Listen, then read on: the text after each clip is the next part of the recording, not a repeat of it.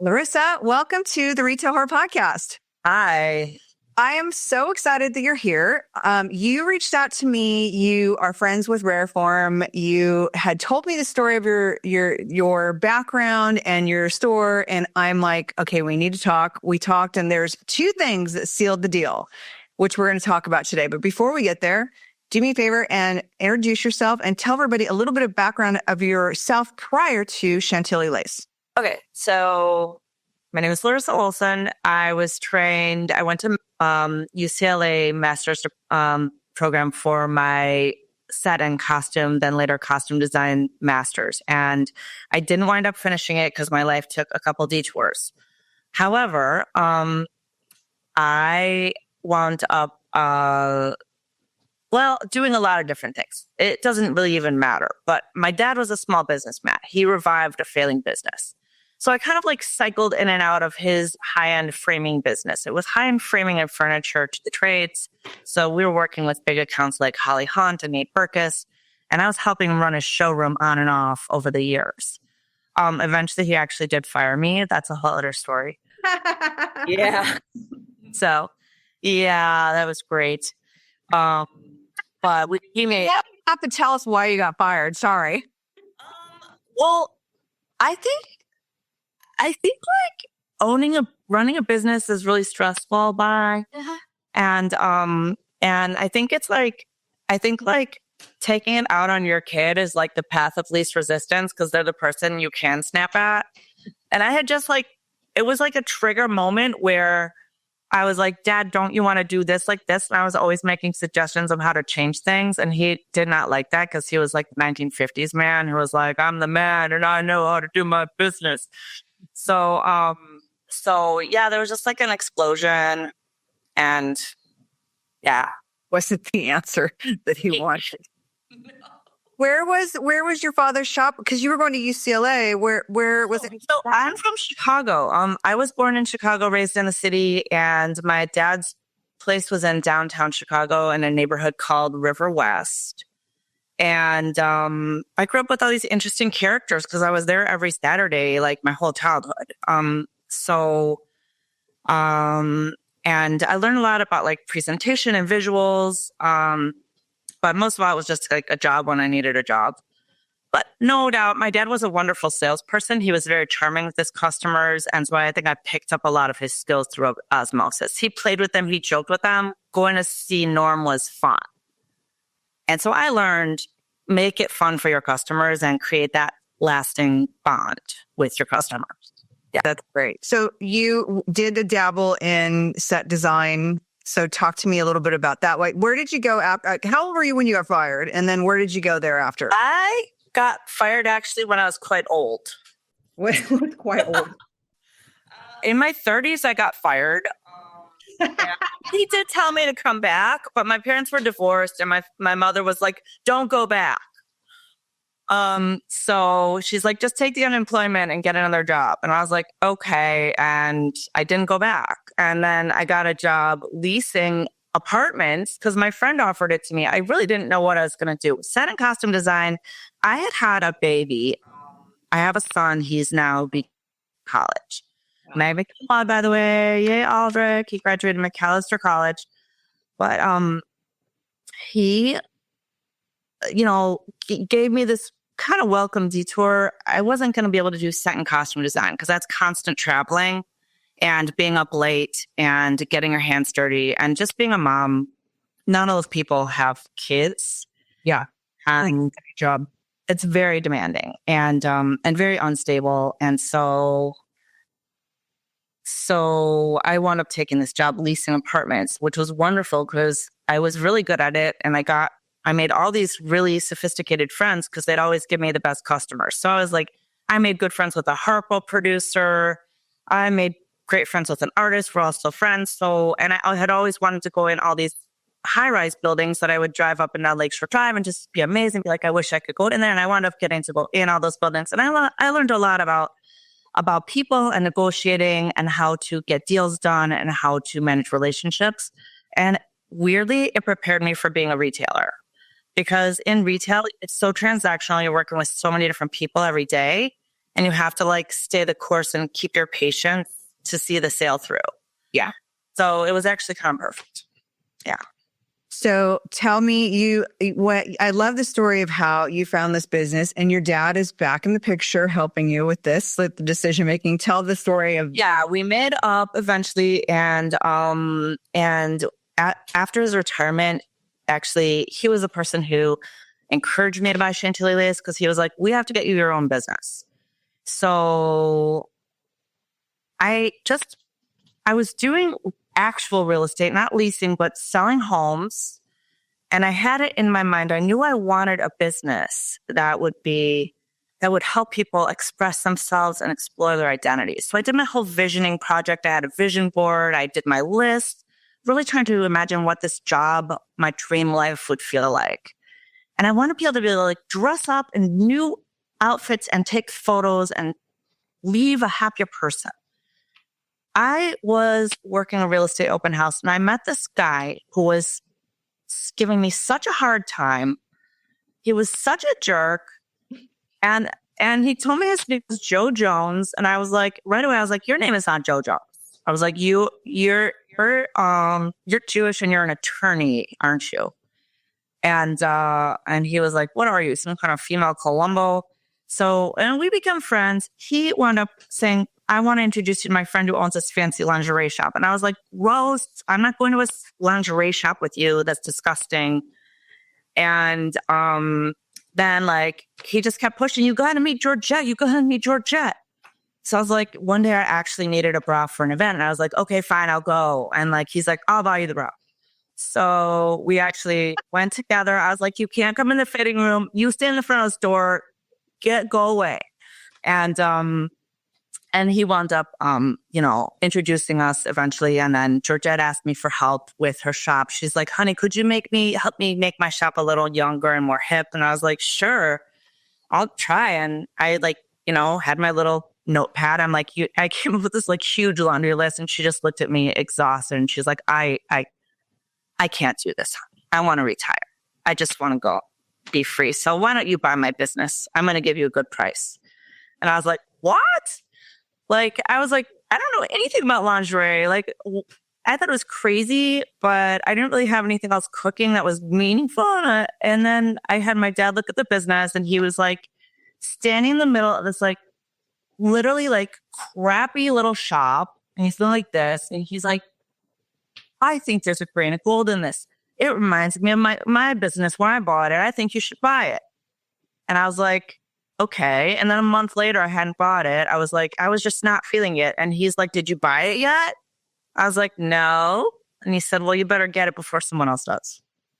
So I put it into action and negotiated the price down. I always like, there's a couple of things I want to go back to, but how did you raise the capital? Because you had told me, you don't have to say how much you bought it for, but you had told me what you bought. Like, it's like buying a house. I mean, how did you raise that capital? Okay. Well, I didn't raise the capital. I bought it for $60,000. She wanted to sell it for $100,000. I bought it for $60,000. I don't mind saying that. And I easily could have taken that money and started my own business, but I wanted something that already had a framework and customers and something that had a structure to it already that I could build upon. So my mom had actually passed away in 2013. So she passed away when I was pretty young, unfortunately. So then I had a nest egg because of that. So that's how that happened. Okay. I always wonder because, a lot of people start businesses where you have to put it on credit cards and it's, that's how you end up at $60,000, but to walk into. So what did you acquire for the $60,000? Well, all of the merchandise, like 70% of which I wound up donating. Like there were literally nightgowns with spaghetti sauce stains on them. Like multiple nightgowns with spaghetti sauce stains. Because there was no place to eat. So the employee was like sitting in the back, like splashing spaghetti sauce. Yeah. the former owner would also just like buy stuff that she found for cheap. And it would be like 100 like green cropped camis with a built-in bra that was really awkward. And like no one was ever going to buy it, but she got them for like 50 cents each. And she'd be like, let's sell them for $40. Like no one wants that. So you ended up with a giant amount of inventory that you could not sell. And I know you redid the store. So you redid the store. Did you keep any of the existing fixtures or existing inventory? Yeah, definitely. I mean, I was trying to figure it out. I mean, really the value of the store wasn't in the inventory. It was in the clients that were coming in or customers, because this is a very well-heeled area. And there were a lot of like really wealthy older ladies who had no problem dropping $1,000 in 10 minutes. Like, oh, I'm just going to get, I remember my second day, like woman came in, she's like, oh yeah, I was here last week and I just spent like $1,000 on like 6 pairs of PJs from a sleepover party for my daughter. And I was like, okay, like, I mean, that's the kind of customer we got, and we still get, and now we get a lot more of it. And so it's fun when you have customers who can spend a lot of money. Yeah, I remember my days at Fred Siegel. My favorite thing was when all the buyers came in for Fashion Week, and they would come in and buy. They were only looking for the styles. They didn't care. It wasn't for them personally. It was to go, and knock off and whatnot. And it was just like stacks of apparel, and it was like, that'd be 1,500. I mean, this is like in like the late 90s too. So, but it was just like these massive sales, and not to mention this is the years of excess where it was just like, I mean, my friend Yenny, who used to own Fred Siegel Couture, said, it was absurd that we'd have people coming in and stacks of the Dolce & Gabbana wife beater that were $275 each. And they're like, oh, I'll take 6 white and 2 gray and 6 black. It's crazy. Well, guess what? That's how it is at my store now. It's insane. We're like, I say that Chantilly Lace, like Wilmette and the North Shore, is like the South of Illinois. Like it's in a time capsule. It's a bubble of wealth that lasts for miles and miles, many, many wealthy suburbs full of mansions. And if people like you, if you're personable and you have good merchandise and you're doing a great job and you remember them and you're taking good care of them and your team is good, they will throw down their money voting yes for your business, especially because so few businesses are really connecting with people anymore. Yep, 100%. So you tell me about, because you told me the story of when you started to, you take on the store, you get rid of the inventory. So how are you still open and you're developing the new brands you're bringing in, or did you close for trying to redo? I did not close at all. My dad advised me. He was like, do not make changes. Do not make big changes. Do tiny changes over time. See who the customers are. See what's going on. See what they want. Smart. It was so stressful trying to figure out what to do, because at the time I bought it, we were definitely pigeonholed as an old lady shop. And like a lot of the young people like wouldn't even touch our shop. They wouldn't come in. And when I mean young, I mean like 40, I mean, like I was getting like people solidly over 50, the majority, maybe higher than that. And, let's say, maybe we could even say over 60, really. I mean, I'm 51 now. And I consider myself young, but, yeah, it was tough, because it was like, and I'm writing a chapter about this in my book, that like the name Chantilly Lace felt very dated. It felt very Palm Beach, like elderly community, Palm Beach. And like then like they had been hanging like zip robes in the window for years, and like the window, yeah. Like grandmother.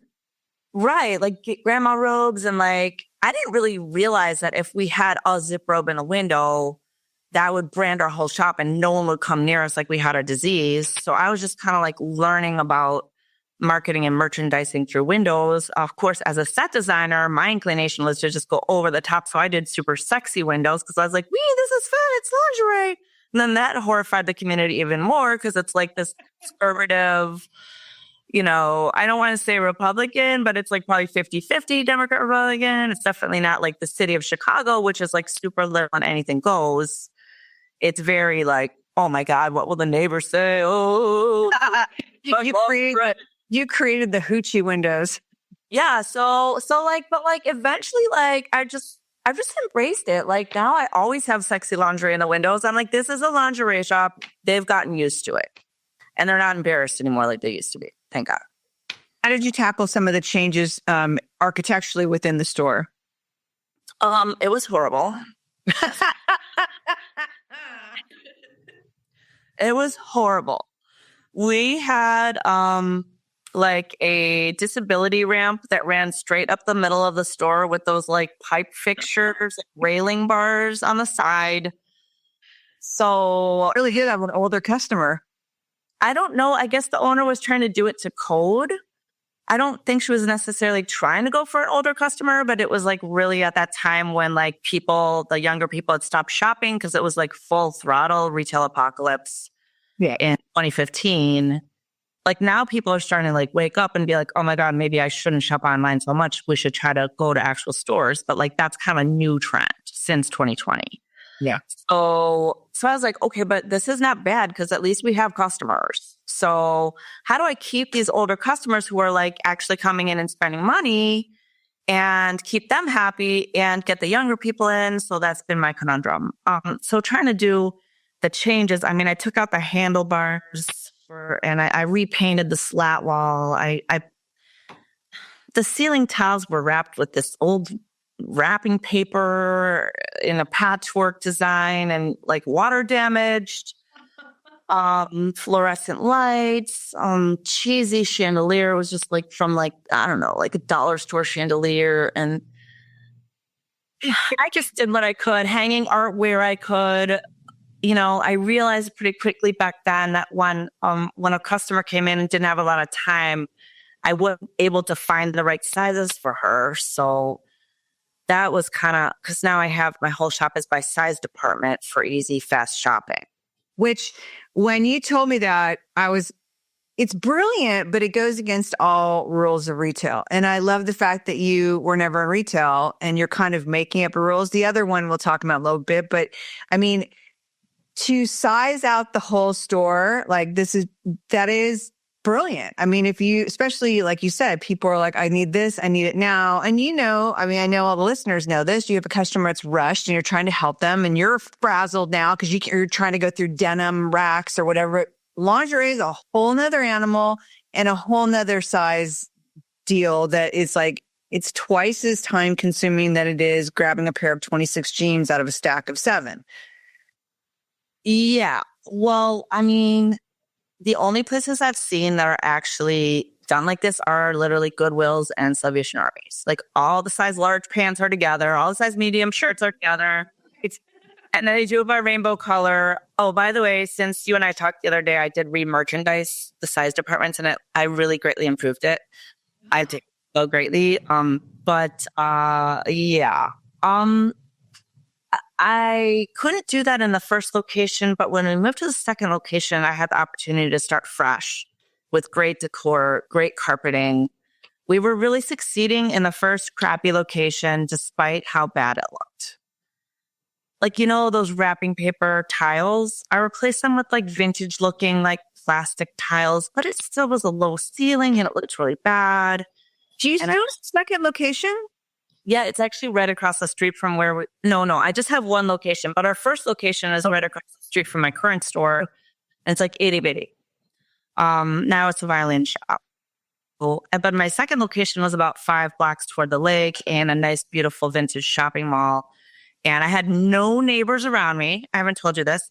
I had no neighbors. Like it was all empty, under leased. And I moved in there and I was like, this is a beautiful place. And I know I can make this successful no matter if I have neighbors or not.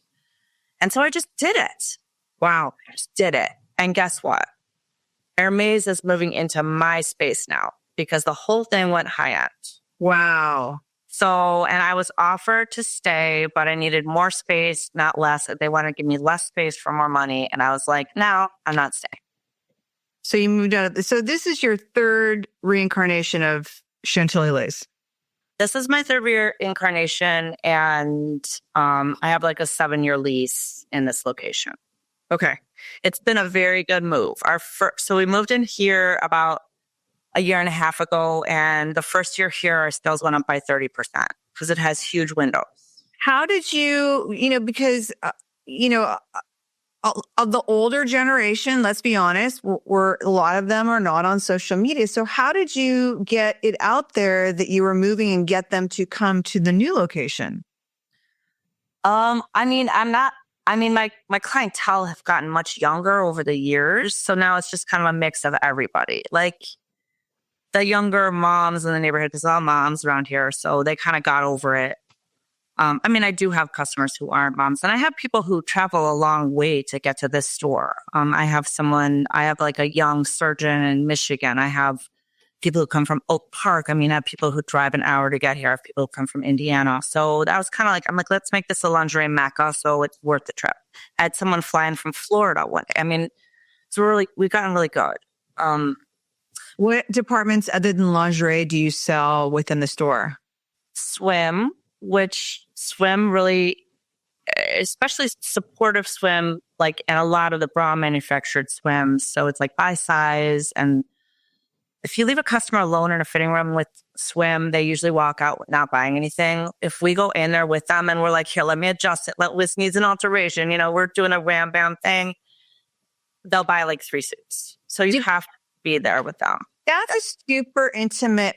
Lingerie to me is like the hardest thing because it's very intimate and it's your most vulnerable state, naked. So that's amazing. It's amazing that you can get in there with them because I'm the first person to be like, I'm fine. Literally and that's even just in a regular fitting room. Like how do you break that barrier?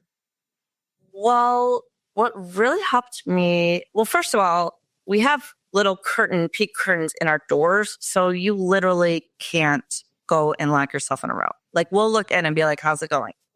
So it's kind of like customer training.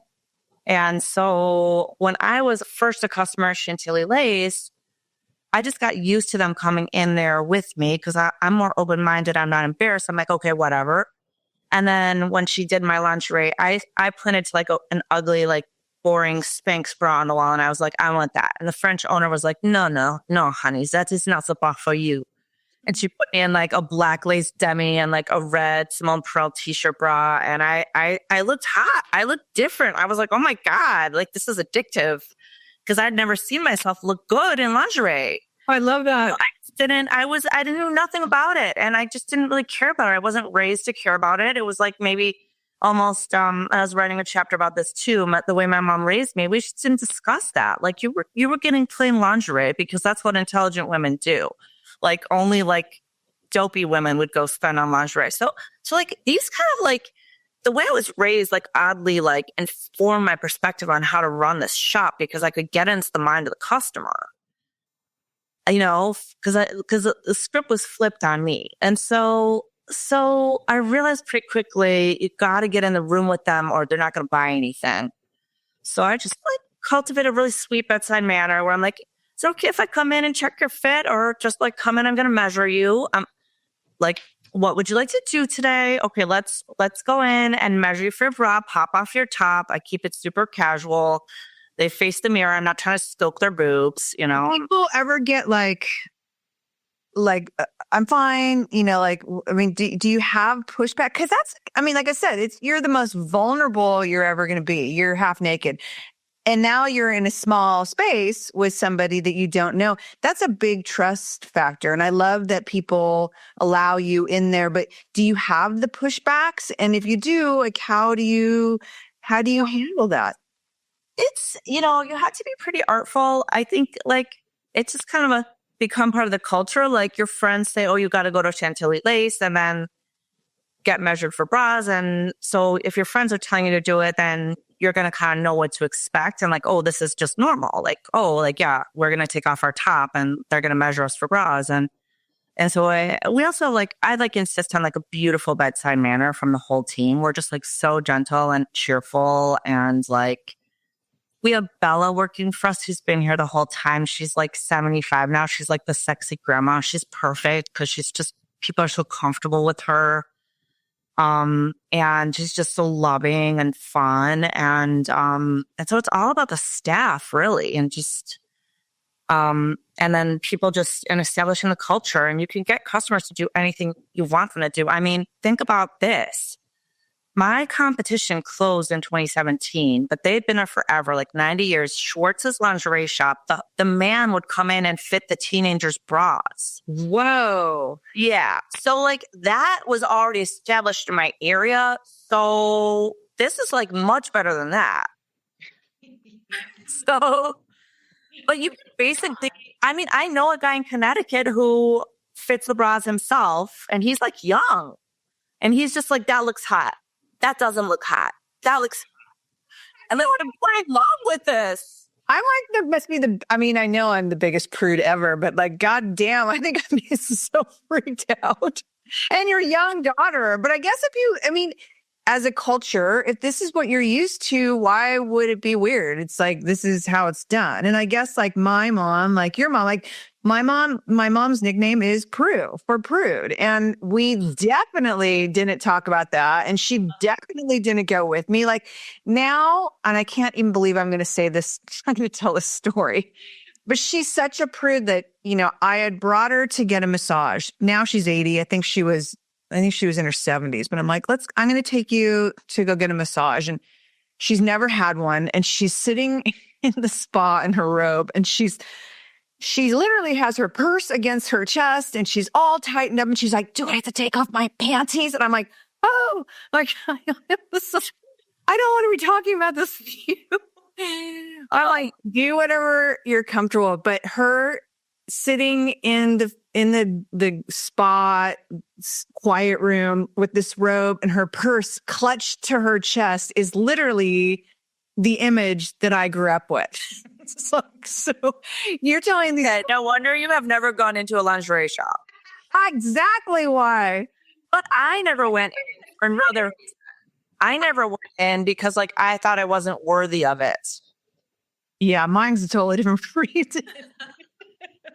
I was like, what am I don't need that. I don't need all that. I just didn't think about it. And I was married, not my son's dad because we didn't stay together, but I married someone else in like 2010, and it didn't last too long, but we stayed, we were kind of dated honestly for a very long time. And just ended that fairly recently. And now I have a new guy in my life finally. But I mean, I had good times with the ex-husband, and I'm glad he was part of my life. But he told me after we got divorced that he's like, you should really wear beautiful lingerie. And I was like, what? What are you talking about? Like literally, I was like, why are you telling me? Like, okay, like, where did this come from? And I think he probably started dating someone else who was wearing beautiful lingerie and discovered he liked it. And I was like, now I don't like, oh, but then I wound up being offered the lingerie shop like a couple months after he said that to me. And I was like, wow. And then I discovered later, oh yeah, he loves it. And then most men actually do. So, but they're embarrassed to say so. So usually they don't want to degrade us. So they usually don't say anything about it. Oh, my husband. This is poor husband. He loses out on this.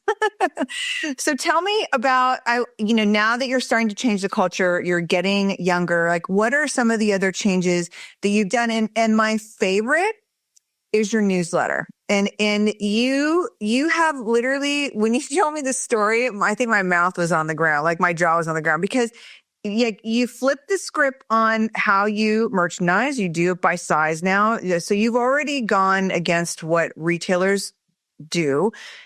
Now you are sending out a newsletter, and tell everyone about the newsletter because I love this so much. Okay. Before I say anything, I'll want to say that when it comes to you're like, how do you get people to do this? How do you get people to go in without pushback and take off their clothes? I just want to say, you have to be a leader in your field, and you have to decide how you want things done and stick to your guns, even if there are a couple people who give you pushback. And just be like, well, this is how we do it here. We're buffeters. Just let me in. It's fine. Come on in. I'm going to go in. Come on. I just push my way in. And they're like, and then afterwards they're like, oh, thank you so much. So anyway, you have to be a leader and decide what you're going to do. And people usually jump on board. And if you lose a couple people, that's fine. And to the newsletter, I actually like actively wanted to lose people when I started the newsletter. I was like, there are a lot of toxic customers in here who are like breaking us down, ruining our day. We would have like for every 2 lovely, wonderful customers we'd have someone who had a bee in her bonnet, was going to push our limits and bully us. And I was just like, this is not fly. Like I have to like this job. This is not a hobby for me. I need to make this a successful business. And I have to establish a culture that I can legitimately enjoy and that my employees will want to stay in, because I really saw how important the relationships were that we were building with the community. And so employee retention is like really, really important, especially in a shop like this that's so intimate. Customers on what were the customers doing that I mean, just give us some examples. So must I?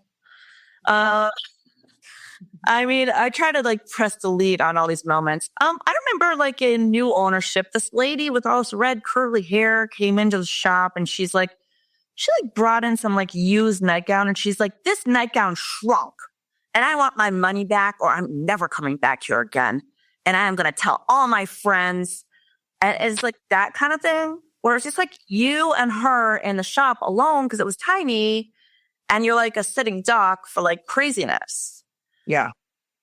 I mean, all retailers have these assholes. So I wanted to get the idea for everyone to understand, like, we all know bad behavior, but often we don't talk about how you handle bad behavior and what is bad behavior look like. Like in Anthropologie, it was the moms who brought in their kids and they would literally leave the kids and they'd go shop and the kids would be climbing on the displays and they'd be in the window and like literally tearing things down like that was bad behavior at Anthro. Like there was a lot of other things too I'm not going to talk about, but that were nasty.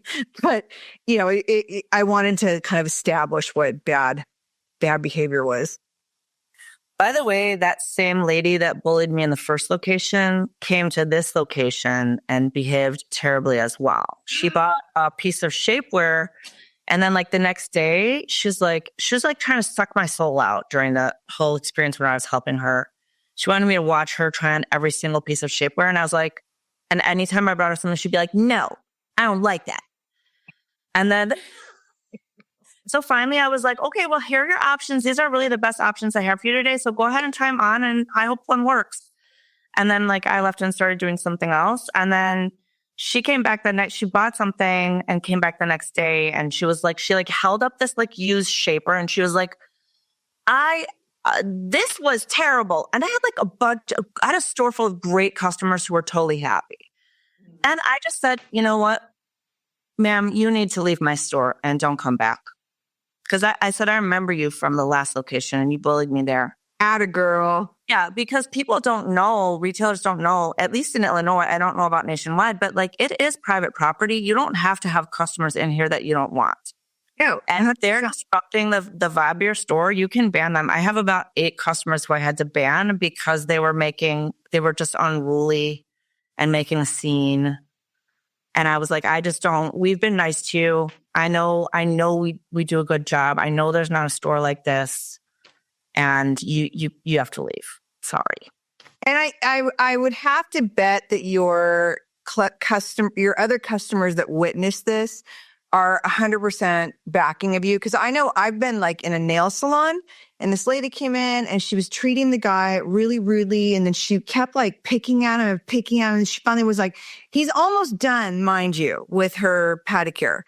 And she's like, you know, never mind. I'm just going to leave. I'm leaving now. Forget it. Stop what you're doing. So she basically got a manicure or pedicure and then she walked out on him. And I was like, wait a minute. You don't talk to people like that. And you certainly don't get the whole thing done and then walk out. And then like 3 other customers said it too, because the man who owns the salon is the loveliest man. He's like this is how his livelihood, and to have somebody, but it was lovely to see like everybody kind of jump on the lace. So I would assume that when there's bad behavior like that, your good customers who know you and love you guys would understand and step in. Not that they would step in, but for sure understand and back you guys.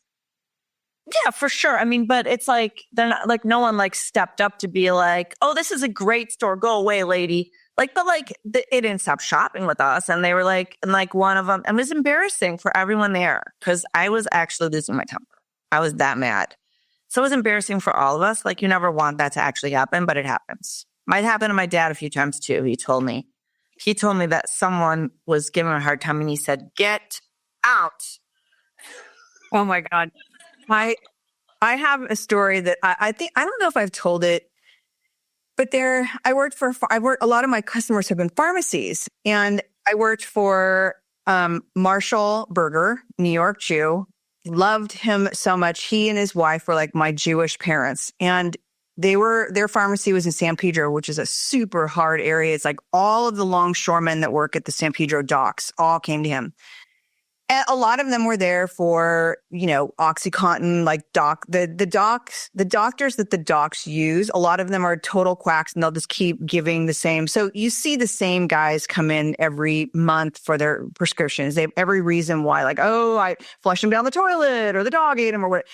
Marshall didn't put up with that shit at all. Like Marshall, like the pharmacy deck was up higher, and he was standing there, and somebody was giving one of the girls shit down at the desk, and he's like, yo, get the fuck out of here. And I'm like, I'm way in the back of the store. I'm all, was that Marshall? Is that really? No, really, you get the fuck out of here. And it gets down off the thing and like literally chases this guy out. And I was so blown away. And I was also so like, go Marshall. Like, I love that. But Marshall took no shit. And it's like, there are times you're going to lose your temper, but you kind of deserve it. But I can imagine, obviously, it's not the proudest moment, but you get pushed.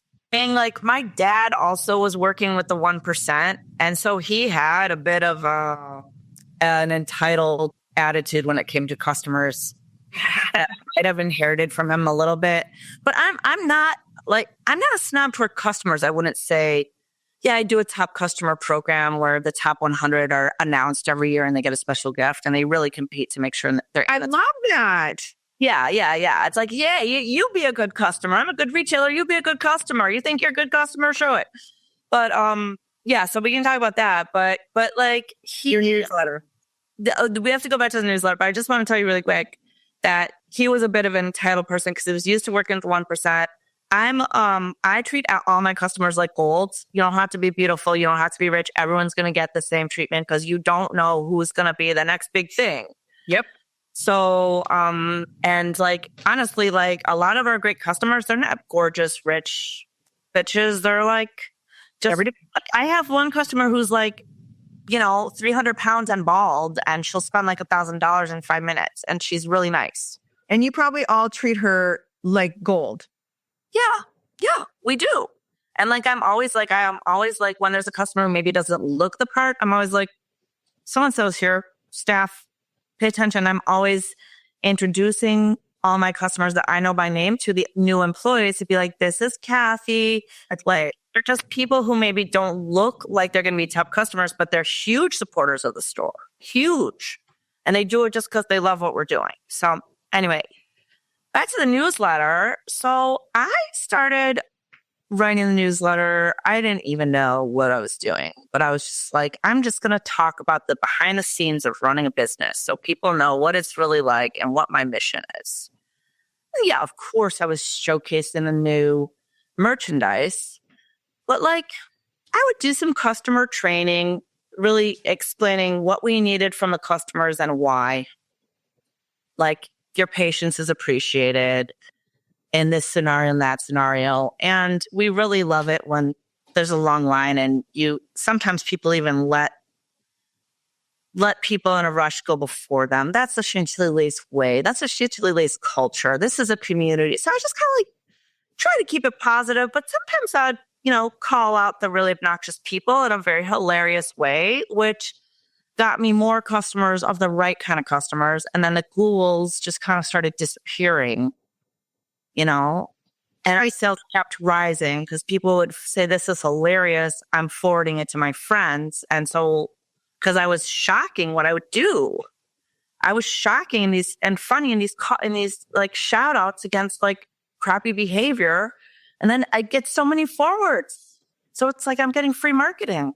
So I mean, you're not calling them out by name, like, Sue or came in, but you are changing the culture of your store by calling out bad behavior and giving scenarios of what that person's putting your staff through. And these are people who love your staff. And so I can understand why like that. But I mean, you have totally flipped the script because you basically are putting out there the dirty laundry that we all deal with as retailers and putting it out there so your customers understand. Because when I started thinking about it, it's like, I was like, really, like, I don't think your everyday customer knows what it's like to be in a retail space day in and day out and what you guys deal with, like from good behavior to shitty behavior. And I think that it was brilliant in the sense of like how you said you are retraining the customer. Like that is brilliant. Yeah. And getting them to enjoy it every step of the way and spend as much money as possible. At the end of the day, that's what it's about. Yeah. But no, and like it's kind of creates a sense of community. Now I do mention people's names, just like first name, last initial in town, like Susan B of Winnetka. I'll give a shout out to someone. Like I used to thank every single individual person who referred a friend in the newsletter. I'd be like, Susan B sent Jenny C. Like do like these long lists. I would jot it down on the receipts and thank them publicly. And that made people want to send more people because then they'd forward it and be like, look, I got thanked. So now, like when you do the top 100 customers, how did that program start and how do you announce it? Like what's the hoopla behind it for everyone? So top 100 customers started much smaller. I think it started like the top like 25. It was like we were in the second location already, but like fall is always the doldrums for retail in Chicago. And just like, oh God. And then like it gets like Christmas, December gets huge, but like September, October, November, it's like, oh God, here we go again. Bring the pain. As retailers, this is nothing worse than like a slow shop.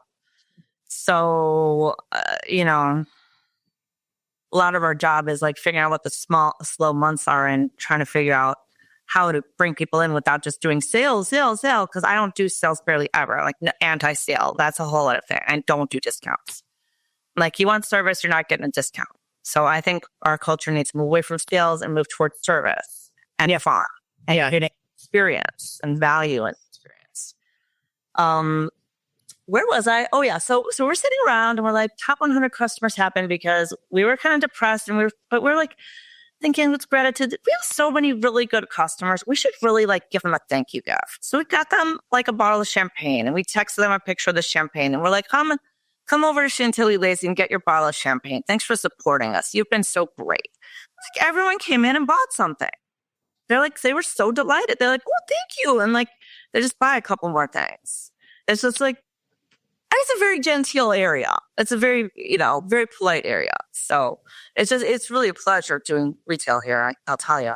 And now you do 100. What is the gift now with 100? Something I change it every year. I try to keep it fresh. So like last year we did a bottle of champagne again, but then like it turned out like a lot of them like didn't drink and they're like, oh, you can give it to someone else. I've done like travel makeup bags with like zebra print or like a set of makeup bags. I kind of in my mind, I'll be like, well, my cost should be around $20 or right around there or under. I did these custom shoppers fabric bags that had like a movie star on them that says like anyone who doesn't think money can buy happiness doesn't know where to shop. Stuff like that. You talked a little bit about, and I want to go to it. You talked a little bit about employee retention. A lot of the women that you have there have been with you from the original store's employees. So talk to me a little bit about the culture of employee retention and like what's it look like on a day-to-day working in Chantilly Lace? Well, I mean, first of all, like you want to find people who need the job. Like not like, oh, I'm in college and I need a summer job. Like we need like people I call lifers, which means like I was born to do bra fitting. This is my home. This gives my life meaning and value and I love it. And so we've all, the people who work here, it's like when you catch the bug for bra fitting, it's like you have a freaking magical talent, power. You can just make it all better. And women are like, oh my God, I worship you. So it's kind of like really addictive to do bra fitting. Wow. Yeah, it's really addictive. It's like no other job. It's super fun when it's fun. I mean, when it's bad, it's really bad too. But, yeah. So I have a couple of people where they've done retail their whole life and, they're just my lifers. Then I've had other people come and go.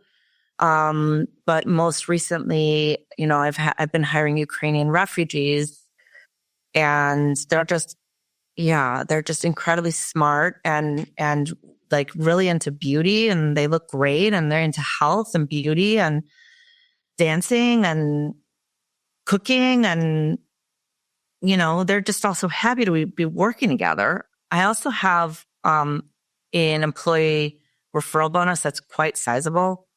Talk about that. I love that. Yeah. So if you bring a new employee, you get $1,000 bonus, but it's paid out in two parts, $500 after they're there for 6 months and another $500 after they're there for a year.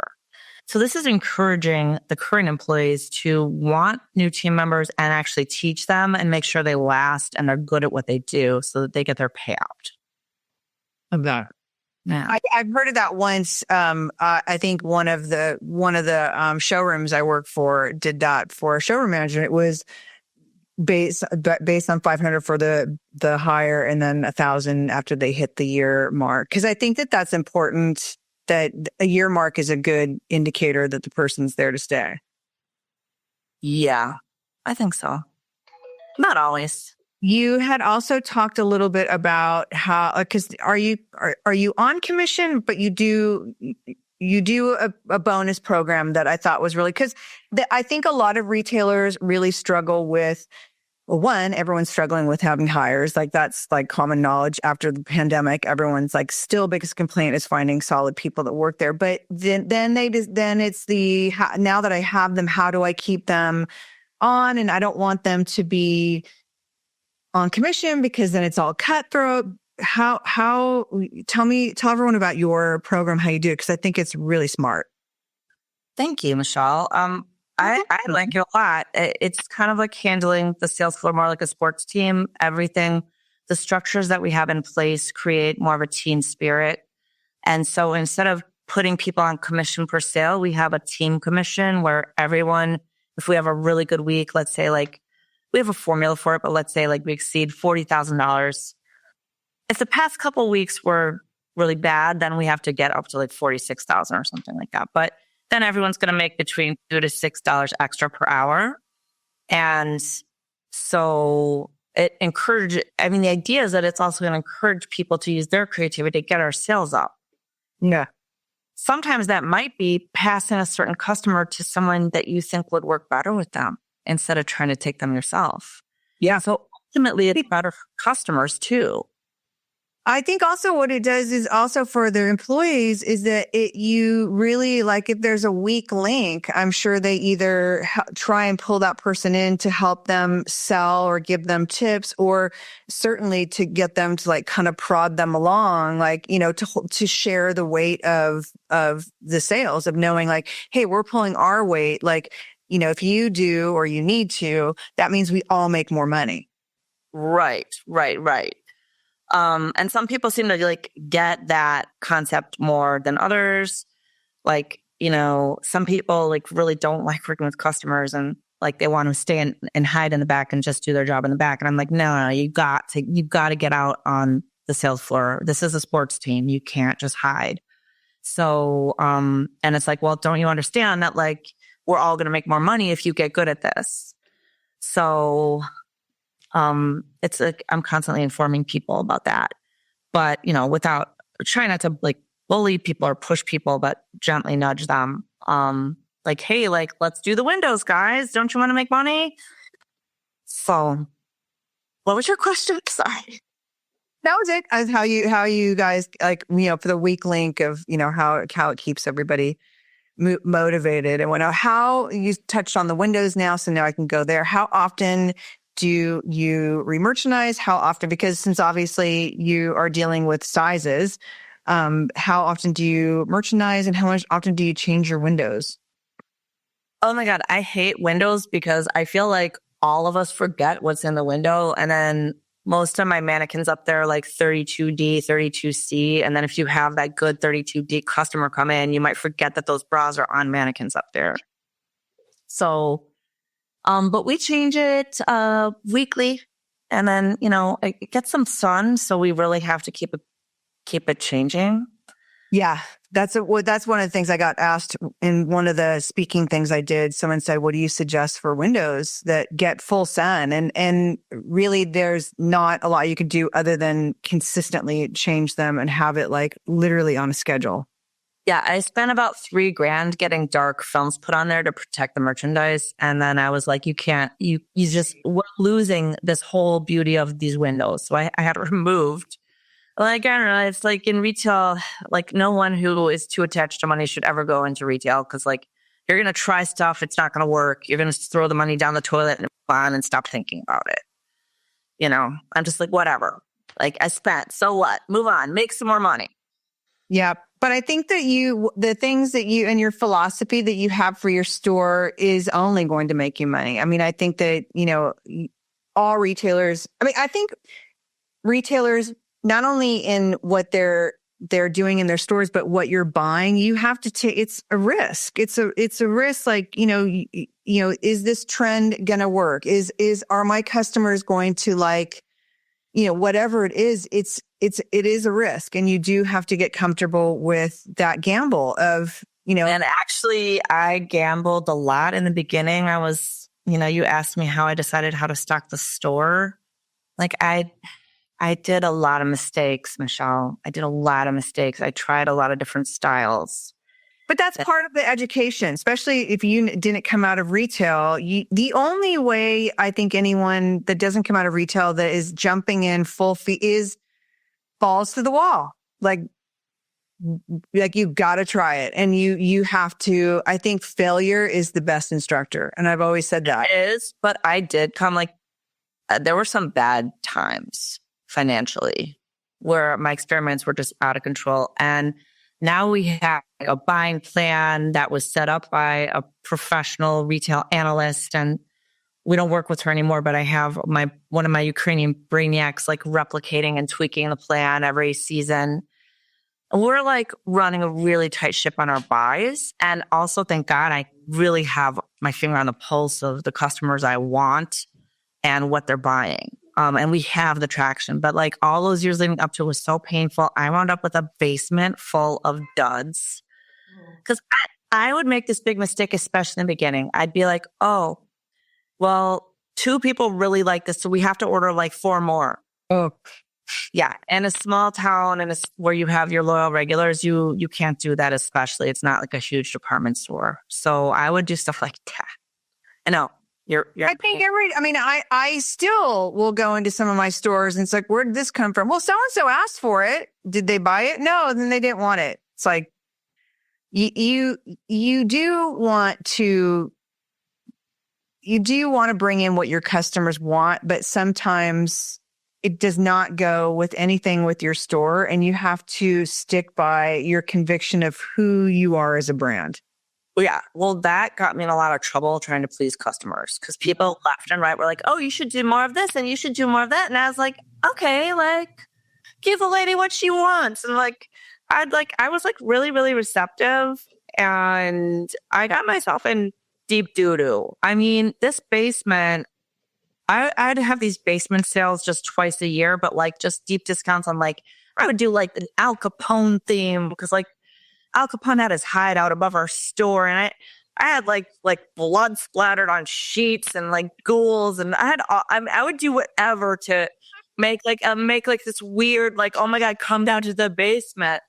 And I mean, it's kind of, some of it's a little embarrassing in retrospect, but it's part of the lore of Chantilly Lace now. But finally, what finally cleared it out was COVID, actually, because I had this idea immediately. I was like, oh my God, my friend was a nurse. And I was like, oh my God, I feel so bad for my friend who's a nurse and having to deal with COVID patients. That must be like terrifying, because we didn't know. We all were just terrified and we didn't know what was going on. I shut down my business like immediately, especially because I had a lot of seniors, and I was just like, I was like, well, I'm going to find other ways to do business and get around this. And just to be clear, we're not like a senior store or an everybody store. So, anybody out there who wants to come to Chantilly Lace, we'll take care of all of you. So, and I actually started doing customer sponsored nurse gifts. So I would wrap up something in a beautiful bag. This is what our bags looked like. And I would put like let's say a bigger one. I would do like a pair of PJs that hadn't sold and have a customer sponsor it for $50. I would write like, thank you for your service. Wow. Had my logo on there, and then write the sponsor's first name, last initial, in town. This is a gift. We're thinking of you. And the customers loved it. One customer did like $10,000 worth of sponsorships. Oh shit, that's amazing. I actually was selling so many that it's giving me chills thinking about it. It was such a great time for us. I was actually selling so many that I was ordering things from the companies. I was ordering like their dead stock to fill more bags. Larisa, that is like, you seriously continue to surprise me. I mean, that is marketing wise, total guerrilla marketing, but brilliant. Yeah, thank you. Yeah, it was just like such a feel good project, and it got me a lot of new customers too, but like also goodwill in the community. And then like interestingly, I mean, I started running out of stuff, so I didn't have any cozy stuff left, so I started bagging up like old like purple negligees and stuff. But I would describe what was in there. I'd be like, this is an extra large, scintillating purple, fanciful purple lace negligee for a fun night.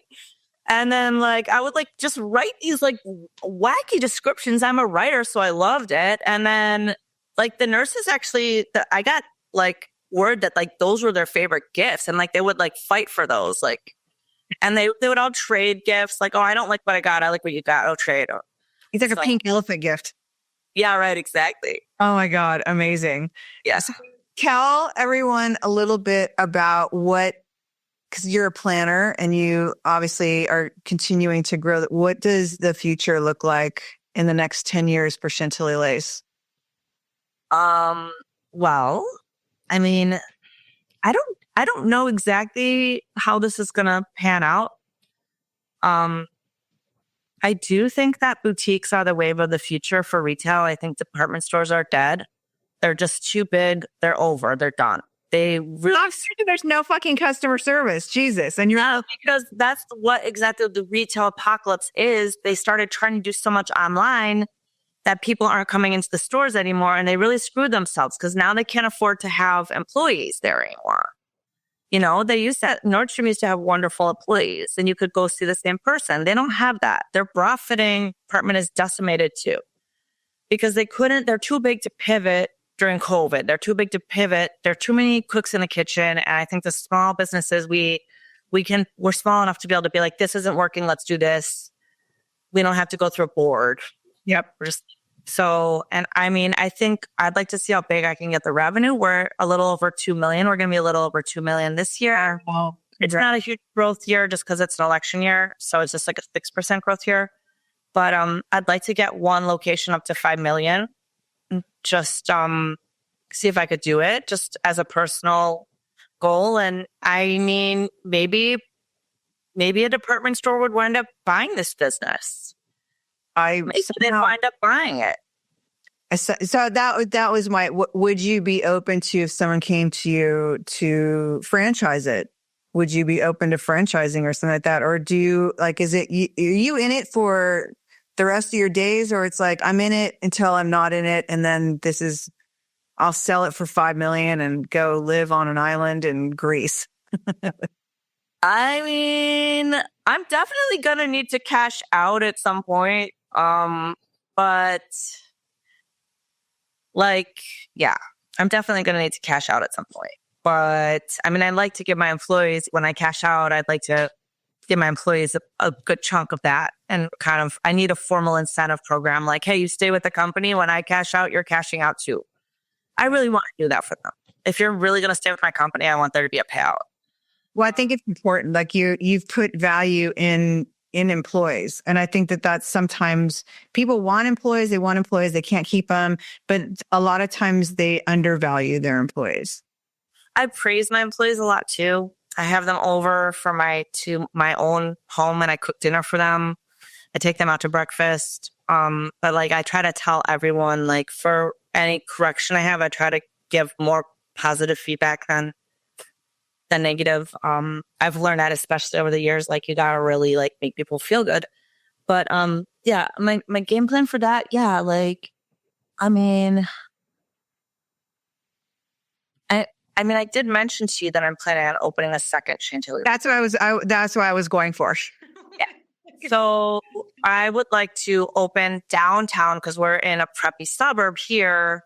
It's very sheltered, and I would like to sell edgier stuff and sexier stuff.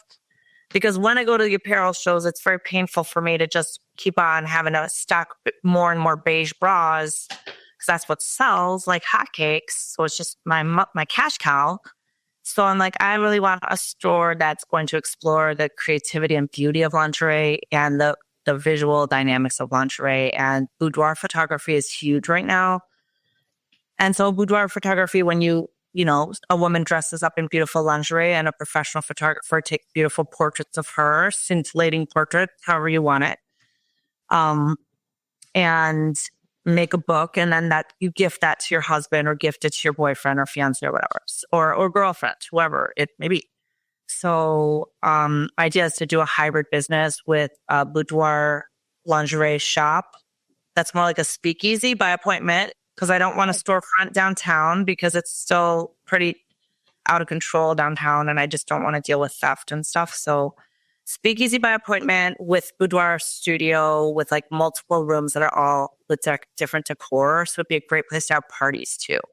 Oh my God. I want my own studio apartment in the back so I can have like my Chicago crash pad. When are you looking to do this? 2025. Do you know where the location is yet? No, but I did consult my tarot reader, and he isn't from Chicago, but he told me his top 3 choices. So do you know Chicago at all? No, I was just there literally 2 weeks ago, but all I see, I mean, that was in Rosemont, so that wasn't even really technically Chicago. And when I came the first time, I went to go see Rare Form in that neighborhood, but I don't know the areas at all. Okay. So I want to do this like downtown, and not in like a necessarily retail-y area. I might do it in like a scuzzy building in like the wholesale diamond district or something unexpected. Scuzzy. I like that word. But I might do like a loft over by like the East Bank Club and the Merchandise Mart. And because like exposed brick could be really gorgeous too. One of my vendors is actually financing this for me. Wow. Yeah. Just because I move a lot of their brand. So they're going to be giving. Well, I mean, I think that's the smartest thing. I mean, what a great way to raise capital. But I mean, I think that it's a concept. And I think retail, when you think about it, has to be thought outside of the box. And I think interactive things going on within a store. And I think that this is something that really hasn't been done. I mean, both businesses have been done, but to combine them, I think is brilliant. And I think it's super smart to keep it like private and by appointment only. So then you get that scarcity thing that everyone really wants to. And, you know, I think it's brilliant. Yeah. And it's like, okay, well, I want it to be like pretty high end, but I don't want it to be so high end that it's prohibitive. So it's really interesting, like the mental puzzle of working all out. And you told me who was doing the photography, and I was like, "Are you crazy?" Well, I don't know if he's going to do the photography, but yes, I told you that my current, well, he's kind of a new boyfriend. Like we've been dating 4 months, and And I mean, he loves photography. I was like, would you want to be the boudoir photographer at my business? And he's like, and he's never even taken a photo like that of me. But whenever he does take photos of me, he always makes me look pretty, and I'm not that photogenic. So, and he's just like very disarming, sweet, and wholesome kind of. And he's like, yeah. So what did you say? Well, I was like, holy shit, I would so not that I'm sorry. I love my husband and I know, but it's like every day your husband, your boyfriend, your whoever is taking pictures. It's like my ex-boyfriend's a really well-known photographer and he shoots basically naked models and they're all super smoking hot. And it's like, he's still not married. So it makes you wonder. But I mean, it's like, that is what you're around day in and day out. It's like, God damn, I'm not that secure. So I was like, wow, that's really impressive. Well, I mean, Rob's also, he's like not 8 years older than me. And, I didn't start dating him because he's a hottie. I dated him for his intellect and like sense. Men are still men. I know, but he's like genuinely like a super, super wonderful guy. I don't know. I can't imagine. I don't know. You were all so pretty. He's pretty crazy about me, but. Well, you obviously are very confident in it, and you're obviously way more secure than I would be. My main concern is like, oh, is he going to be awkward around the women? So my employee was like, well, let's have him take portraits of all of us first and see if he's awkward. Wow, they're super brave. Well, not everyone signed on for it, but a couple of them are like, okay. But like one of my employees was like, no, don't have him do it. So not to her, but just as my photographer, she's like, you need someone younger. So I'm like, well, we'll see.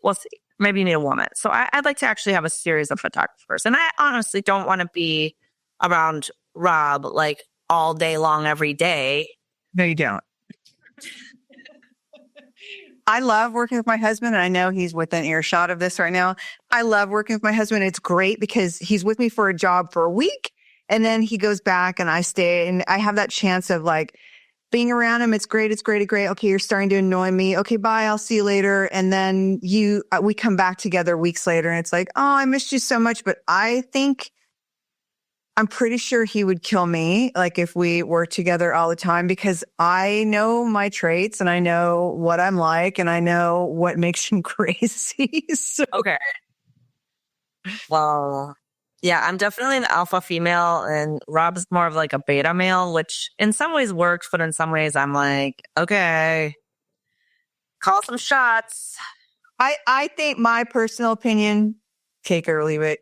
I think getting a young photographer that you don't, because once things get dicey, when you work with a partner, things get dicey and then they're at home with you. And when I interview husband and wife teams, it's like, what happens when you have a bad day and like you now are having dinner together, you're now at home and like you're still pissed off about whatever it was.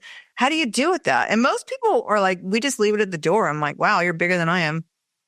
Like a bad day between the two of you at work or a bad day at work in general? Because like in retail, you have bad days at work. I think between the two of you, like if there's like, if you are a manufacturer, like I interviewed a husband and wife team that both create and they're both in the same warehouse. And it's like, you have creative differences or how you decide you want your business. It's your business or whatever. I think that there's sometimes conversations that are not easy conversations or somebody's pissed off, but then you go home and it's like, I'm not able to like unzip that and leave it at the door. I don't know. I've never been able to do it. So that's just my personal. People know way too much about me now after this interview. Thank you very much. No, I mean, that's something that I have talked about in the newsletter too. Like if you mistreat a salesperson, like they might wind up passing that on to someone at home and that person might wind up passing on to someone else. I'm like, just leaving it at the door is definitely not an easy thing, but it's so important. I can't wait to talk. I feel like I need to have, when you get this reopened, feel like we need to have a revisit on this conversation so I can hear and everyone can hear. Cause I know everyone's going to be invested in your story, and I know we've gone over, so I don't want to keep you that much longer, but I know everyone's going to be invested in your story, and I know everyone's going to want to know. And also read my book. They're going to want to read my book. When is that? When are you, and do you have a publisher for it? Are you self-publishing? No, I don't have the publisher yet. I want to get it like finished, but I bought 7 chapters. I mean, I had a professional editor that I worked with on the developmental edit, but it's called Retailer Seasoned, Not Burned. It has the Chantilly Lace story. I think everyone, because there's retail doesn't have a lot of books about it. Like, that's why I think this podcast everyone loves, because it's super real. It's not the numbers. It's not the boring stuff. It's like the real fun stuff. And I think that any retailer is going to want to read this. Yeah, and beyond.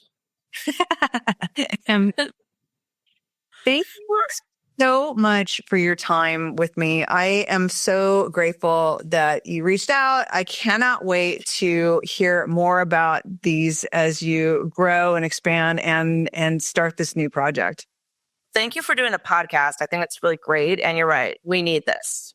Desperately. It's as the owner of Fine Line said, most of the podcasts out there are old white guys. Like, and it's all boring and numbers. And, I like to say that we really have an amazing community here. Like, I didn't really realize, let's lighten my ass. I never really realized what a community this has become. And I love watching the other retailers follow each other. And if I post something, everyone's kind of chiming in. And it's nice to hear that people really feel like they're learning from other retailers, and for the retailers like yourself who are willing to talk about stuff, because it's super competitive out there. And a lot of people, I'm not talking about it because I don't want people to knock me off. And it's like, our little industry is a little biosphere, and the stronger each of us is in this industry, the stronger the industry is altogether. And I don't think people realize that.